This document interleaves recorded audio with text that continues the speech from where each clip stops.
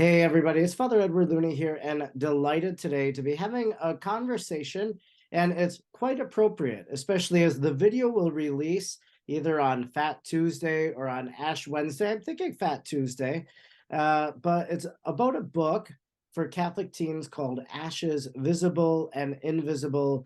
And today I'm speaking with one of the contributors, Anthony Kolenc.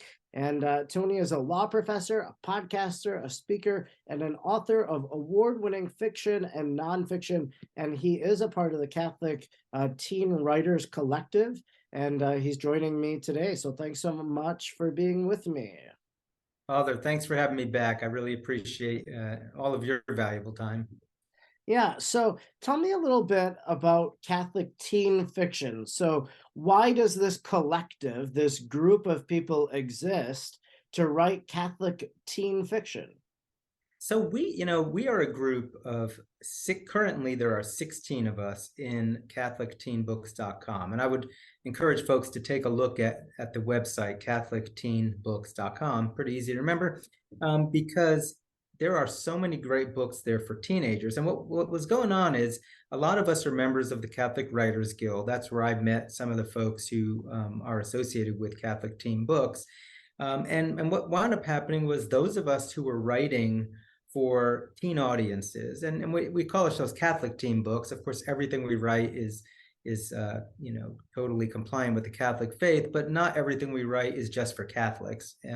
Some of the books are more Catholic than others, but they all are Christian in their worldview and are easily digestible by any family of faith. So even if there are non-Catholics listening, it's not just for Catholics. But so there were a bunch of us who were out there writing for teenagers. And as you mentioned, I had my Harwood Mysteries series by Loyola Press. And when I started publishing those with Loyola, and I saw that there were all these other great authors out there, I petitioned to join Catholic Teen Books. And so I was actually their 15th out of 16 authors. So I'm a little Johnny come lately, but it was really started by the early members were Leslie Wall and Susan Peak. And they kind of, I think the way Leslie tells the story, met at a homeschool convention where they were selling their books. And people were asking them, gosh, I wish there was a place where we could get all of these kind of books. And that was sort of the, aha moment for them. Hey, maybe we should have a website that does that. And so it's sort of grown from there. We are all different publishers. Some of us are self-published. Some of us are with different Catholic publishers mostly, but or Christian publishers. But basically we are they're saying, hey, if you have a kid who's a teenager, middle school, high school, even college age, there are a lot of great books that we want people to be reading because there's just too much garbage out there for our teens to consume right now. And most, I think I'm the only guy actually out of the 16 of us. Almost everybody else is either a mother or at least a woman, but many moms, who know from personal experience that it's tough to find good books for teens. Yeah, and that's one of the things we see in the culture, kind of. We see it not only in literature and books, but we see it in television and movies, that kind of the invasion of morality, of immorality, if we could say that. So every book or TV show these days kind of has their token.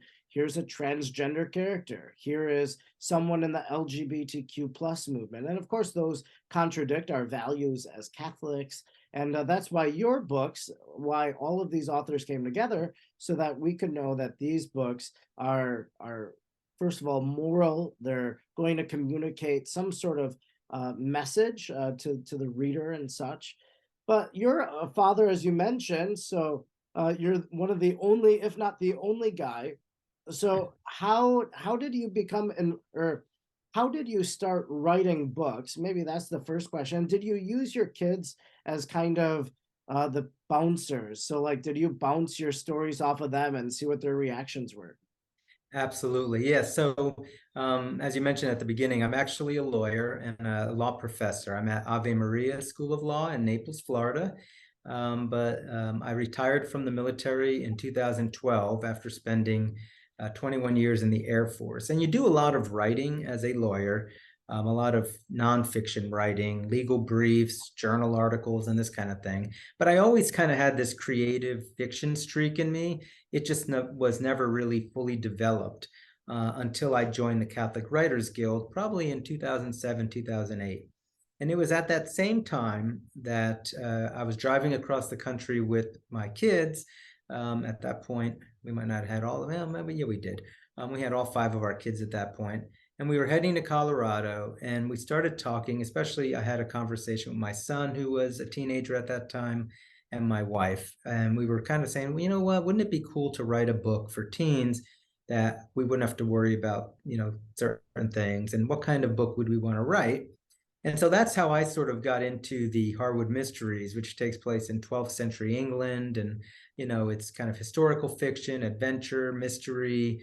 I was going for like a Harry Potter vibe with sort of a historical twist. But because it's set in the Middle Ages at a Benedictine abbey, there's also a lot of organic sort of, faith-based messages that just are naturally present in the environment. But yeah, to answer your question, my son was very instrumental in especially that first book, but really all the books. And even though he's much older than a teenager at this point, book 4 just released in October and book 5 is coming out in 2023. I still run every one of my books past him, and he gives me a lot of feedback because he's just a really smart guy, and he has a sense of storytelling. And so he can challenge me. And in fact, I've changed several of my plot points in some of my books just based on his feedback, and my wife's feedback also has been very valuable in that. So that's kind of my story of writing. But each of the authors of Catholic Teen Books, I think has similar experiences where they, worked, because they were almost all parents of kids who were teenagers, and I think they all have that kind of teen input, if you will. Sure. Now, so there are these collective books, or maybe, as a scholar, I would call them anthologies. So they're different stories that are collected by different authors. And Ashes, Visible and Invisible is the latest release. It just came out here in 2023.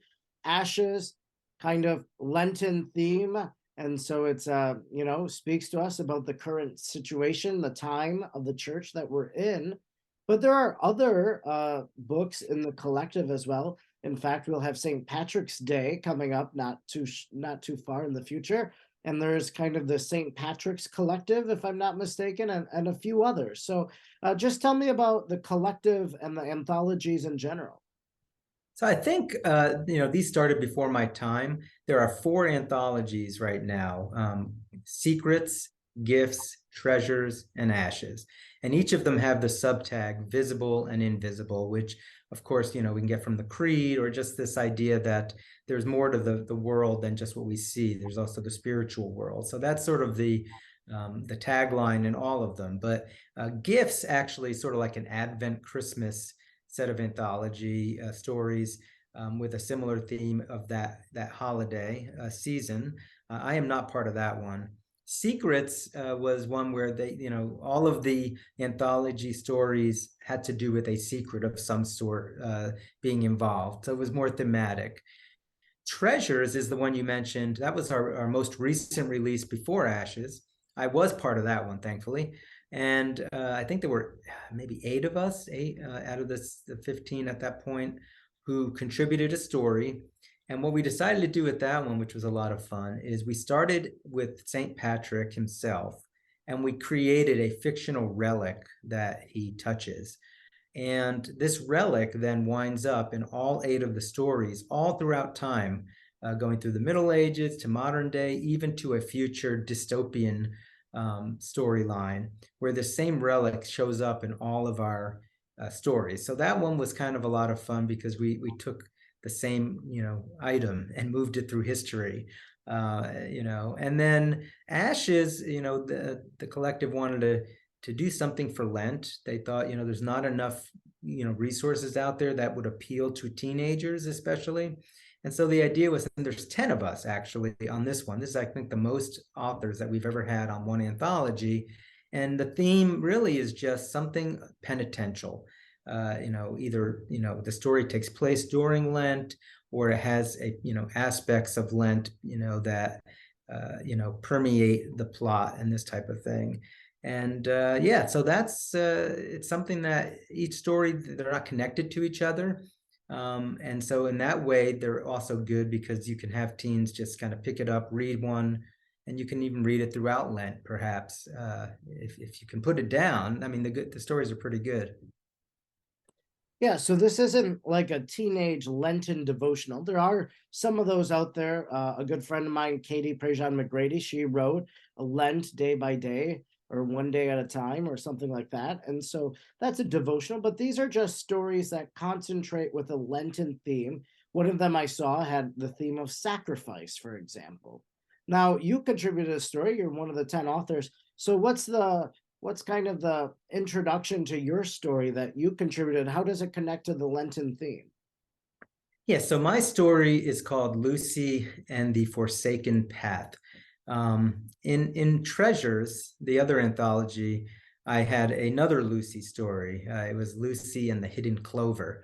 And that was this clover was actually the relic that was going through the storylines. And Lucy is actually the main female character in my Harwood Mysteries series. She is my protagonist is Zan.